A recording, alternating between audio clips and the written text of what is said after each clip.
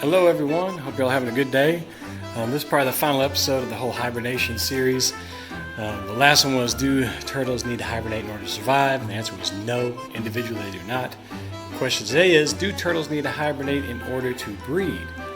And for that, once again, it gets complicated. Well, not really, it just depends.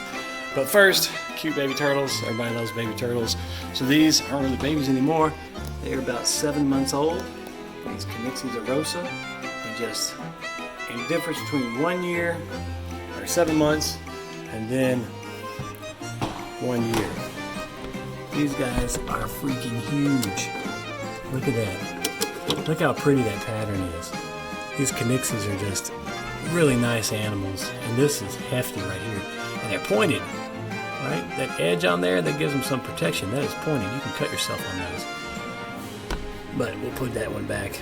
Just real quick, show you that difference in size. Those are at least twice the size of these other ones, and a year difference. And then last year's elongata. These guys are monsters, absolute monsters. These are about 8 months old, and they're huge, absolutely huge. I mean, and fat. These guys eat well, and they grow so fast. These elongata. There you go, little buddy. All right. So back on to today's topic, do turtles need to breed or need to hibernate in order to breed? The answer is it depends. That's a quick answer. It depends. Some species, like our elongata, these do not hibernate up in the greenhouse. Even our forstens, show you our forstens here. He's hiding out in his little tunnel there, little burrow. They do not need to hibernate. Now, naturally, the forstens probably not going to hibernate at all, but they have a wet and dry season, so that would probably trigger their breeding season in the wild. Elongata, it depends on where they are. Some that are down in like Vietnam, Cambodia, those areas, Laos, they might not really hibernate for that long, but in India, and you get that farther up, higher elevations, seems like they do kind of maybe go dormant. When I was in the Imphal Zoo in Manipur, they had some elongatas, and some of them were out and active. Other ones were in the hay in this little shelter, and they had been like that for a while. So it also depends on the individual, right? The individual, some might hibernate, some might not, or some sort of hibernation period, dormancy period. So it just depends.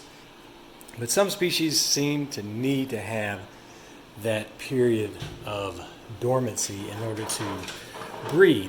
And one such species, those lights slide off all the time, is Cicalia bealii.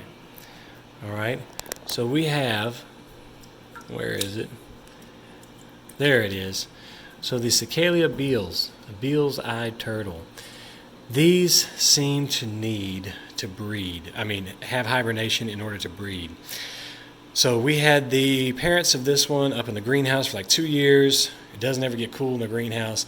They never bred. Last year, Professor Manis took them back like in August to his house, and they hibernated that first winter.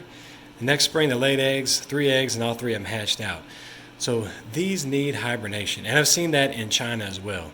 They're hibernating, they're breeding. It might not need to get down to freezing like it does in the wild. I've heard of people getting them into the 50s, for a month or two, and that seems to be enough. Even though it's not that cold, they still go down, they're dormant, they're not eating and stuff. It's that hibernation period. They come out and they will breed. Cura aricapitata, panai, even McCords, those species also need to seem to hibernate in order to breed.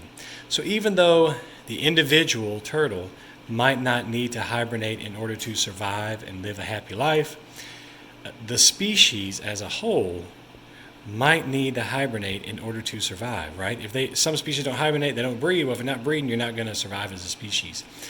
It happens with a lot of amphibians. They need that hibernation period, that cycling.